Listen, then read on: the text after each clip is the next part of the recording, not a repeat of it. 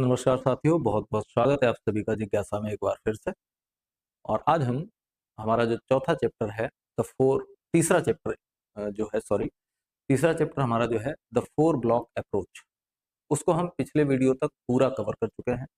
आज हम उसकी जो फाइनल एक्सरसाइज है, जो लास्ट समअप एक्सरसाइज है, उस एक्सरसाइज के क्वेश्चंस को करने जा रहे हैं। एक बात और बता दूं कि ये सारे प्रश्न जो हम कर रहे हैं, इन प्रश्नों को करते समय हमने एक बात का ध्यान रखा है कि इनका जो आंसर है वो हमने ना तो बहुत कम शब्दों में दिया है और ना बहुत ज्यादा शब्दों में दिया है। एक मध्यम, क्योंकि उसमें ये तो लिखा नहीं है कि लॉन्ग आंसर टाइप क्वेश्चन है या शॉर्ट आंसर टाइप क्वेश्चन है, तो हमने एक मध्य तरीका अपनाया है जिससे कि हमने बात को स्पष्ट कर दिया है।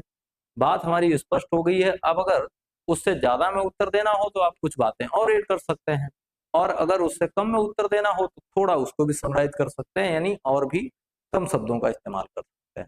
तो हमने कुछ क्वेश्चंस जो है वो यहाँ पर चूज किए हैं। और एक महत्वपूर्ण बात, जो लोग नोट्स और इन चीजों के लिए बड़े परेशान हैं, आज मैं आपको लास्ट में एक बेहतरीन तरीका बताऊंगा। आप एकदम ट्रस्टेड और बेहतरीन नोट्स खुद से तैयार कर सकते हैं। ठीक है, आपको कहीं जाने की, किसी के पास हाथ फैलाने की कोई आवश्यकता नहीं है। जो टेक्नोलॉजी आजकल चल रही है उस टेक्नोलॉजी का इस्तेमाल करिए। मैं उसका पूरा तरीका आपको इस वीडियो के लास्ट में बताने वाला हूँ। ठीक है, तो जुड़े रहिए साथ। जैसा कि आप देख पा रहे हैं द फोर ब्लॉक अप्रोच, इस पे हम बात करेंगे। क्वेश्चन एंड आंसर्स पे हम आज बात करेंगे। पहला प्रश्न जो यहाँ से है उसको जरा देखिए। पहला प्रश्न है, why is it important to allow the use of home language in early L2 learning. बात यह है कि L2 लर्निंग में, शुरुआत में, प्रारंभिक L2 की लर्निंग में होम लैंग्वेज का इस्तेमाल करना जरूरी क्यों हो जाता है, महत्वपूर्ण क्यों है, इस बात का आपको जवाब देना है। अब जवाब देना है तो हमने जो जवाब लिखा है जरा उस जवाब पे आप गौर करिए, और इतना अगर आप लिख देंगे तो ये मानिए कि आपके लिए ये पर्याप्त आंसर है। इसके लिए बहुत ज्यादा और ज्यादा लिखने की आवश्यकता नहीं है, इतना आपके लिए पर्याप्त है। देखो, allowing the use of home language in early L2 यानी सेकेंड लैंग्वेज लर्निंग, यानी दूसरी लैंग्वेज की लर्निंग में प्रारंभ में जब हम होम लैंग्वेज का इस्तेमाल करते हैं, बल्कि होम लैंग्वेज को अलाउ करते हैं कि उसका भी इस्तेमाल करें, इज वेरी इंपॉर्टेंट, ये बहुत जरूरी है। Because it makes children feel safe. अब क्यों जरूरी है, बस वो बातें आपके दिमाग में रहनी चाहिए। इससे होता क्या है कि ये बच्चे को सेफ फील करवाता है, ठीक है, कॉन्फिडेंट फील करवाता है, ठीक, एंड कंफर्टेबल फील करवाता है। तीन बातें बहुत इंपॉर्टेंट है, इनको दिमाग में बैठा लीजिए। पहली बात है कि बच्चा क्या फील करता है, सेफ फील करता है। दूसरा, कॉन्फिडेंट फील करता है। और तीसरा, कंफर्टेबल फील करता है। ठीक है, कंफर्टेबल, कॉन्फिडेंट, सेफ और कंफर्टेबल फील करता है। कब? जब वह अपनी होम लैंग्वेज में प्रारंभ में बात करता है। धीरे धीरे तो वैसे भी उसे L2 तक जाना है, लेकिन प्रारंभ में वो अपने आप को सेफ फील करता है, कॉन्फिडेंट फील करता है और कंफर्टेबल फील करता है। एंड चिल्ड्रन इंटर स्कूल, जब बच्चे विद्यालय में प्रवेश करते हैं, they already know their home language well, वे अपनी घरेलू भाषा को बढ़िया तरीके से जान रहे होते हैं। L1 को समझना और L1 को बोलना, इतना तो वो जान ही रहे होते हैं जब वो स्कूल में आते हैं। भले ही वे L1 को लिखना और पढ़ना ना जानते हो, लेकिन उसे सुनना, समझना और बोलना इतना तो उन्हें आता होता है। लिसनिंग, अंडरस्टैंडिंग एंड स्पीकिंग, ये वो जानते हैं जब घर से आते हैं विद्यालय में पहली बार, तभी।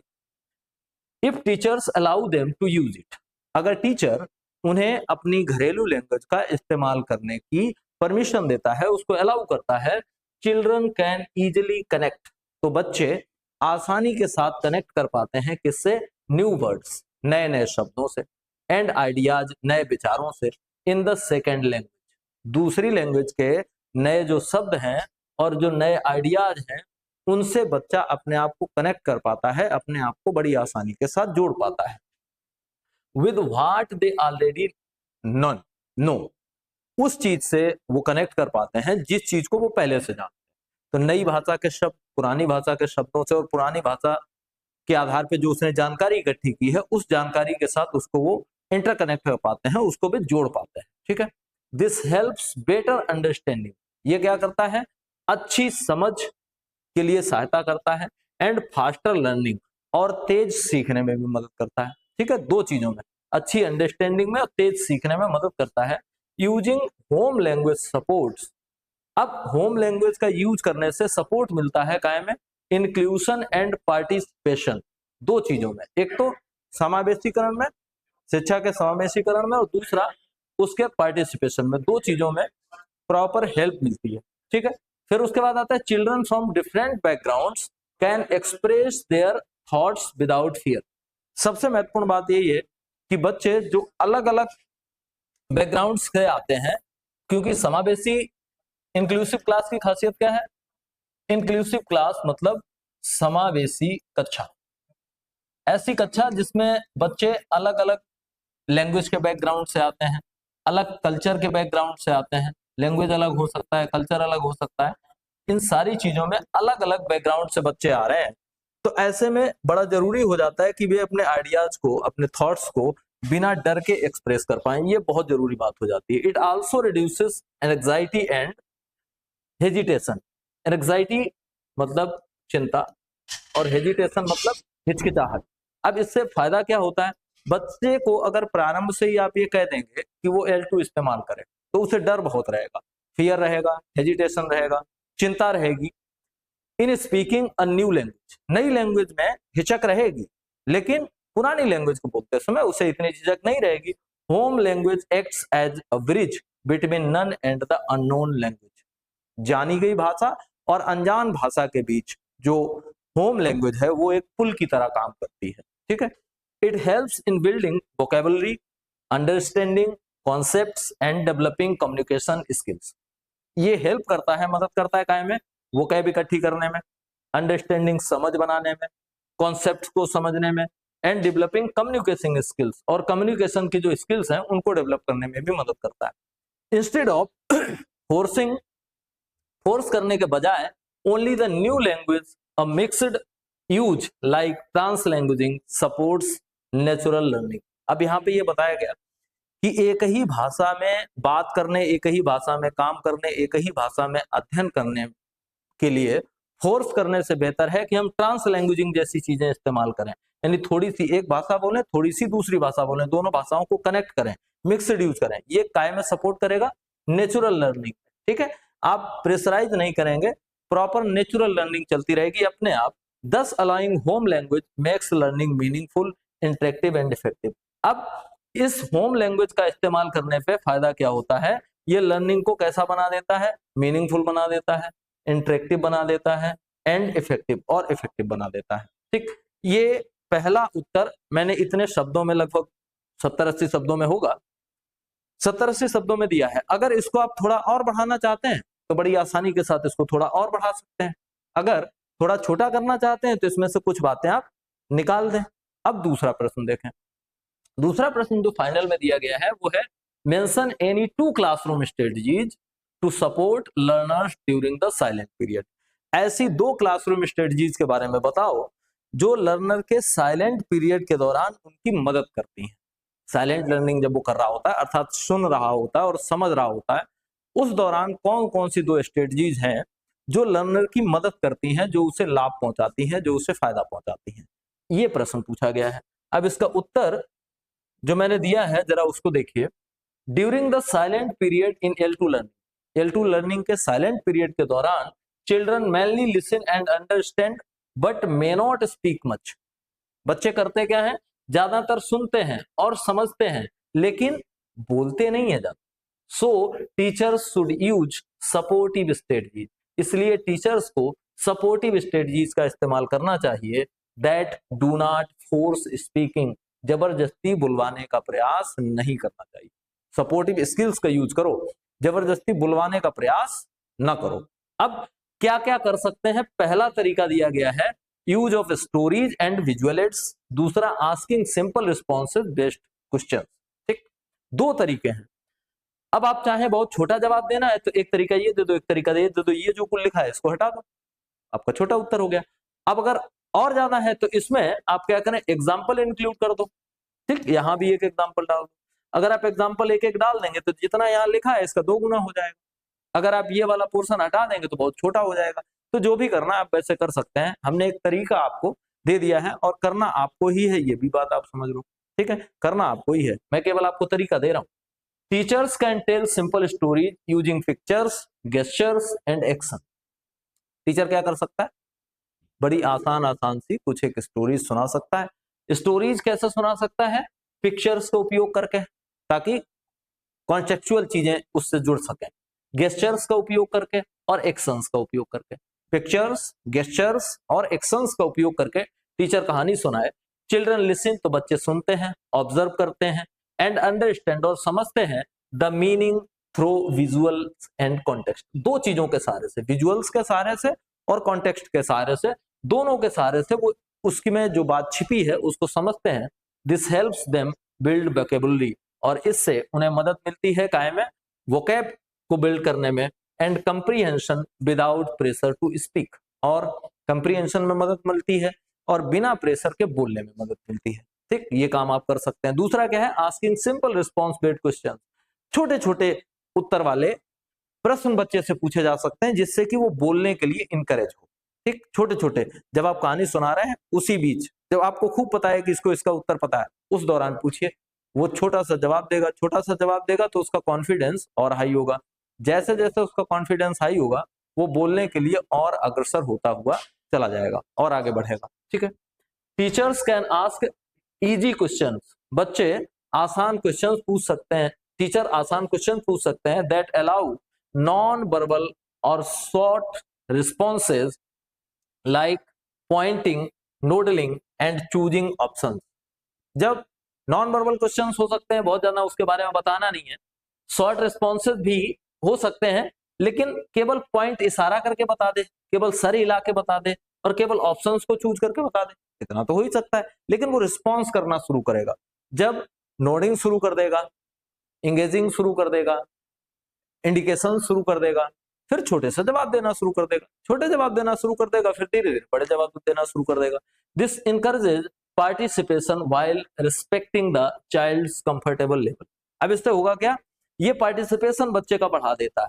ठीक है, क्लास में बच्चे का पार्टिसिपेशन बढ़ जाता है और ये इंकरेज कर देता है उस पार्टिसिपेशन को। और इस बात का भी ध्यान रखें कि बच्चे का जो कंफर्टेबल है वो भी बना रहे।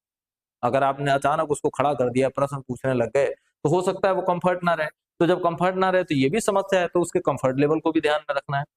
These strategies are helpful because they reduce fear and give children time to absorb the new language.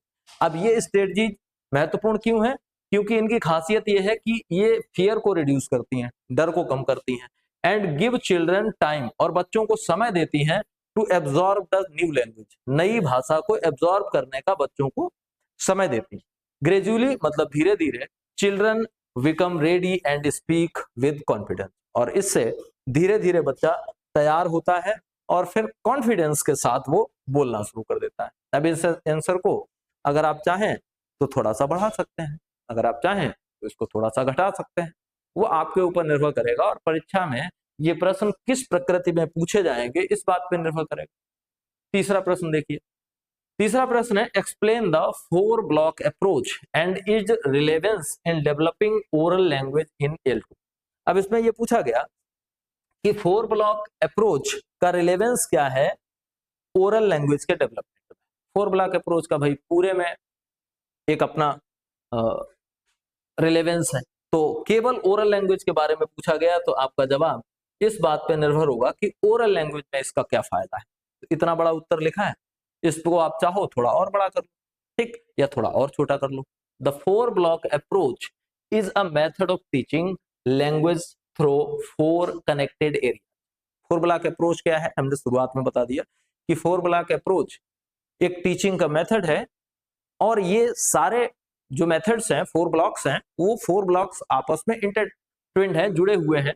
उनमें सबसे पहली चीज है ओरल लैंग्वेज, दूसरा है वर्ड रिकॉग्निशन, तीसरा है रीडिंग और चौथा है राइटिंग। और ये बात मैं पहले ही बता चुका हूं जब पाठ पढ़ाया था कि ये सब सीक्वल में नहीं है, मतलब क्रमबद्ध नहीं है कि एक कर लिया फिर दूसरा करेंगे फिर तीसरा करेंगे फिर चौथा करेंगे, ऐसा नहीं है। हम जब एक काम कर रहे होते हैं तभी एक साथ ही हम कई काम कर रहे होते हैं। जिस समय हम ओरल लैंग्वेज सिखा रहे होते हैं थोड़ा बहुत हम वर्ड रिकॉग्निशन के बारे में भी बता रहे होते हैं, रीडिंग के बारे में भी बता रहे होते हैं और राइटिंग के बारे में भी बता रहे होते हैं। ये सारे एक दूसरे से जुड़े हुए होते हैं। हालांकि एक समय पर शायद हमारा फोकस एक काम पे ज्यादा होता है, लेकिन उसके साथ साथ जो दूसरे कार्य हैं वो भी चल ही रहे होते हैं, वो रुकते नहीं है। Each block supports the others, प्रत्येक ब्लॉक दूसरे ब्लॉक का सपोर्ट करता है। बट ओरल लैंग्वेज का मतलब क्या हुआ? Listening and speaking. But oral language is the base. लेकिन आधार क्या है इन सबका? आधार है ओरल लैंग्वेज। क्योंकि नेचुरल लैंग्वेज लर्निंग में सबसे पहले जो शुरू होता है वो ओरल लैंग्वेज शुरू होती है। बच्चा पहले सुनता है, समझता है, उसके बाद बोलना शुरू करता है। ठीक, ये महत्वपूर्ण बात है। इन L2 यानी second language learning, children first need to hear and understand the new language. सबसे पहली चीज बच्चा जो सेकेंड लैंग्वेज के मामले में सीखेगा वो है कि वो पहले सुनना सीखे। क्या करे? हियर, सुनना सीखे, एंड अंडरस्टैंड, और समझना सीखे द न्यू लैंग्वेज, नई भाषा को, बिफोर दे कैन रीड और राइट इट, इससे पहले कि वे इसे लिखें या फिर पढ़ें। सो टीचर्स फोकस ऑन एक्टिविटीज, इसलिए टीचर्स को फोकस करना चाहिए काय पे? एक्टिविटीज पे, लाइक स्टोरी टेलिंग, जैसे स्टोरी सुनाना। अब यही बात मुख्य है। कन्वर्सेशंस, वार्तालाप करना, सॉन्ग्स, गीत सुनाना, एंड रोल प्ले, और रोल प्ले करवाना। ये कुछ ऐसी एक्टिविटीज हैं जो ओरल लैंग्वेज डेवलपमेंट को बहुत ज्यादा सपोर्ट करती हैं। इससे होता क्या है? बच्चा अपने आप को एक्सप्रेस करना चाहता है, सुनी हुई बातों को ऑब्जर्व करना चाहता है, तो वो सब इनके द्वारा किया जा सकता है। These activities help children become familiar with new sounds. अब ये एक्टिविटीज क्या करती हैं? बच्चे को परिचित करवाती हैं नए नए साउंड से, नए वर्ड से, एंड सेंटेंसेस पैटर्न्स, और सेंटेंस के पैटर्न से। ठीक है। The approach is very relevant in L2।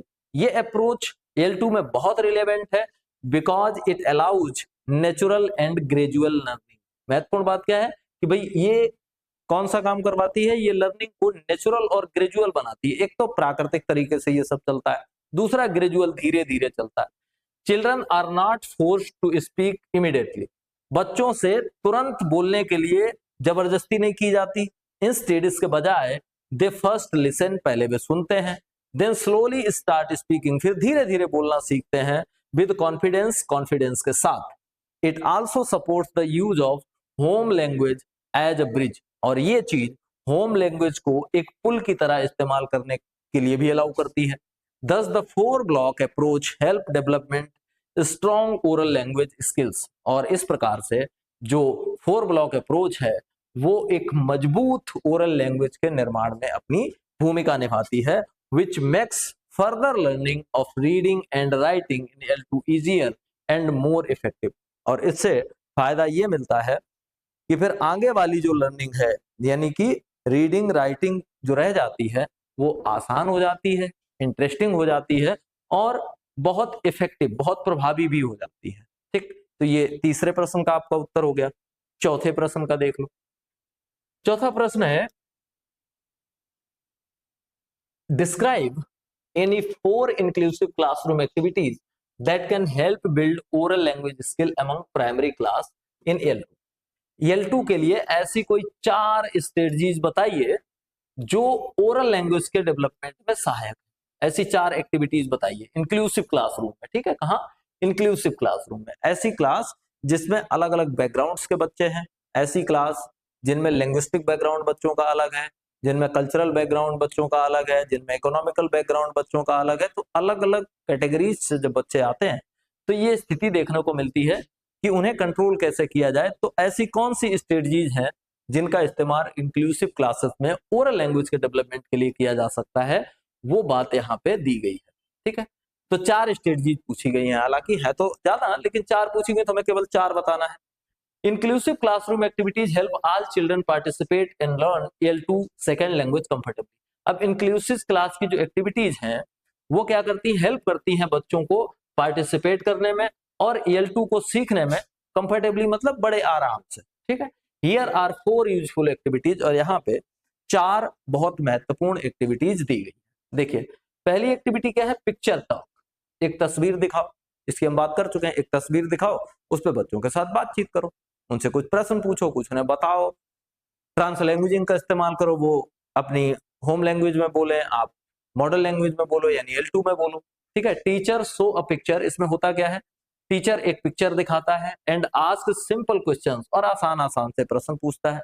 Children describe, बच्चे वर्णन करते हैं, व्हाट दे सी, जो वो देखते हैं, यूजिंग वर्ड्स, शब्दों का इस्तेमाल करते हुए, गेस्चर्स का इस्तेमाल करते हुए, और मिक्स्ड लैंग्वेज बोलते हैं यानी होम लैंग्वेज और L2 दोनों। This builds confidence and vocabulary, इससे फायदा क्या होता है, इससे कॉन्फिडेंस बढ़ता है बच्चे का और उसकी वोकेब कुछ मजबूत होती चली जाती है। दूसरा तरीका है story telling and role play, हालांकि ये एक अलग तरीका है, ये एक अलग तरीका है, लेकिन दोनों को इकट्ठा लिख दिया तो भी कोई बात नहीं, क्योंकि हमें जवाब बहुत बड़ा नहीं देना है, अगर बड़ा देना होता तो सबको अलग अलग कर देते। Simple stories are told with actions, children act out roles which improves speaking and understanding in a fun way. छोटी छोटी स्टोरीज बोली जाए, उन्हीं स्टोरीज के कैरेक्टर्स बच्चों को बताए जाएं, बच्चे उन कैरेक्टर्स पे रोल प्ले करें, इससे क्या होगा, एक फन वे रहेगा, मतलब बड़ा हल्का सा तरीका रहेगा बच्चों को सिखाने का, तो बच्चे पूरी बात समझेंगे और खुद करेंगे तो और बढ़िया तरीके से समझ पाएंगे।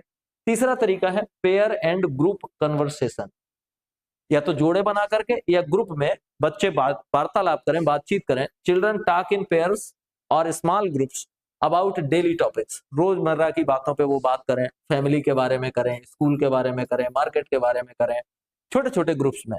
They can use home language along with L2, और इस बातचीत में वो L2 के साथ साथ होम लैंग्वेज का भी इस्तेमाल करें, कोई बंदिश नहीं होनी चाहिए। This encourages participation all learners, अब ये इंक्रेज करता है किसको, पार्टिसिपेशन को, कि बच्चे भाग लें, सारे के सारे बच्चे इस बात में भाग लें, कोई चुप ना रहे। और फिर चौथी एक एक्टिविटी है हार्ट मार्केट एक्टिविटी। ठीक है, इसमें क्या है, as shown in the lesson, जैसा कि लेसन पढ़ते समय आपको दिखाया गया था, children act as buyers and sellers, तो बच्चे एक्ट करते हैं, रोल करते हैं, काहेगा कुछ खरीदने वालों का रोल करते हैं और कुछ काय का रोल करते हैं, बायर्स, बेचने वालों का, खरीदने वालों का। They use simple L2 sentences in real life situation, और फिर वो रियल लाइफ सिचुएशन की बातों को बड़े आसान से L2 की भाषा में वो उसको बोलते हैं, विच मेक्स लर्निंग मीनिंगफुल, इससे लर्निंग मीनिंगफुल बनती है। दीज एक्टिविटीज आर इंक्लूसिव, ये सारी एक्टिविटीज कैसी हैं, समावेशी हैं, because they all allow all children to participate, क्योंकि ये सारी की सारी तकनीकी सभी बच्चों को बोलने के लिए प्रेरित करती हैं, रिड्यूस फियर, डर कम करती हैं, and support natural language development, और फिर नेचुरल लैंग्वेज डेवलपमेंट को सपोर्ट करती है। ठीक है, कुल मिलाकर के एक प्रश्न और बचा है, लेकिन मैं जानबूझ के वो प्रश्न करवाने वाला नहीं, मैं केवल इतने ही प्रश्न करवाऊंगा। अब हम आते हैं उस बात पे कि आपको करना क्या है। आपने अंग्रेजी के जो चीजें डाउनलोड की हैं, जो बुक पूरी डाउनलोड की है, वो चैप्टर वाइज है। ठीक है, एक एक करके है, चैप्टर वाइज आपने डाउनलोड की है। अब समझिए, मैं आपको आसान सा तरीका बताया। आपको करना क्या है, वो वाली PDF लीजिए एक चैप्टर की, मान लिया अभी हम चौथा चैप्टर पढ़ेंगे, तो चैप्टर 4 की आप क्या करेंगे, PDF लें। ठीक है, आपने चैप्टर 4 की PDF ली। अब आप ओपन करें चैट GPT। क्या करना है, आपको चैट GPT ओपन करना है। मैं आसान काम बता दे रहा हूँ, चीजें बहुत आसान हो जाएंगी। वो वाली PDF लें, चैट GPT ओपन करें, ये वाली PDF चैट GPT में डालें और नीचे प्रॉम्प्ट दें। आप अंग्रेजी में लिख पाए तो अंग्रेजी में लिख दें, हिंदी में लिख पाए तो हिंदी में लिख दें। उसको प्रॉम्प्ट दें, please read the given PDF properly.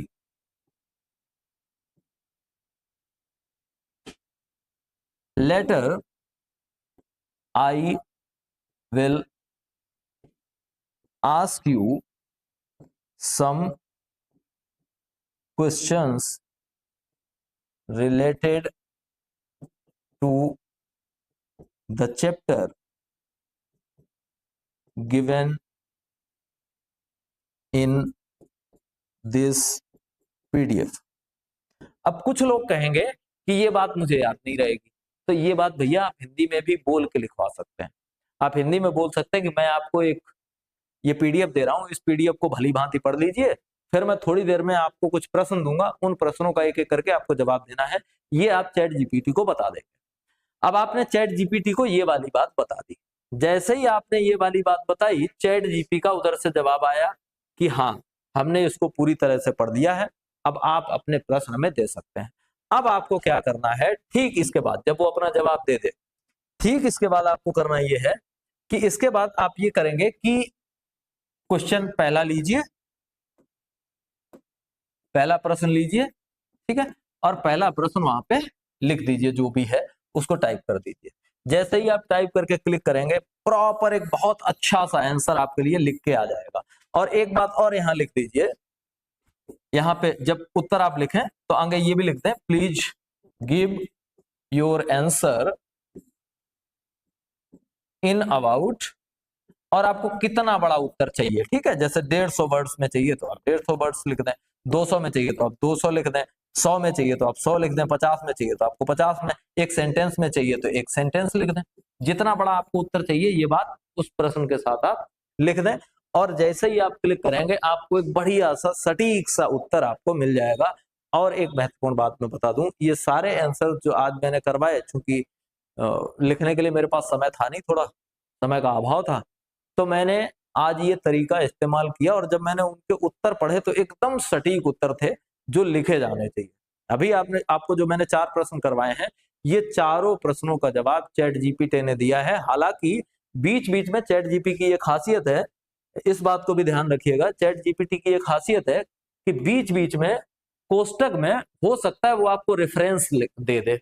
Reference का मतलब वो आपको ये भी बता दे बीच बीच में कि ये बात मैंने 22वें पेज पर या 20वें पेज पर जो लिखा है 17वीं लाइन में, वो हमने यहाँ वहां से उत्तर उठाया था। जो चीज ये उसने दे दी है, उसको अपने उत्तर से निकाल दो, कट कर दो, इसको अपने उत्तर से निकाल दो, इसके बाद पूरा उत्तर एकदम सटीक और बेहतरीन उत्तर देता है। ठीक, तो अब ये तरीका आप इस्तेमाल करिए, और फिर मुझे पीडीएफ के लिए बहुत ज्यादा परेशान नहीं करिएगा, एकदम आसान तरीका मैंने आपको बता दिया है। देखो, दुनिया इस समय एआई पे चल रही है, तो सीधी सी बात है भैया, एआई का इस्तेमाल करना आप भी सीख लीजिए। जो काम जितना आसान हो सकता है उसको आसान बना लीजिए, एआई का इस्तेमाल करिए, आंसर से निकाल लीजिए, 2-3 बार पढ़ लीजिए। उनको पढ़ते समय अगर कहीं पे समझदारी में कोई दिक्कत आ रही है, समझने में कोई दिक्कत आ रही है, तो आप मुझे व्हाट्सएप कर दीजिए, या फिर किसी वीडियो के कमेंट बॉक्स में एक कमेंट कर दीजिए कि ये बात समझ में नहीं आई, तो हम वीडियो में कर देंगे। ठीक है, बहुत आसान हो जाएगा। तो अब हम अपने अगले वीडियो में, यानी कल वाले वीडियो में लेकर के आएंगे हमारा चौथा चैप्टर, जिसका नाम है वर्ड रिकॉग्निशन। ठीक है, अगला चैप्टर हमारा रहेगा क्या, वर्ड रिकॉग्निशन। ठीक है, वर्ड रिकॉग्निशन हमारा नेक्स्ट चैप्टर रहेगा, इसको लेकर के हम आएंगे अगले वीडियो। ठीक है, तब तक जुड़े रहिए जिज्ञासा के साथ, मिलेंगे कल फिर एक और नए वीडियो में। तब तक के लिए धन्यवाद, नमस्कार।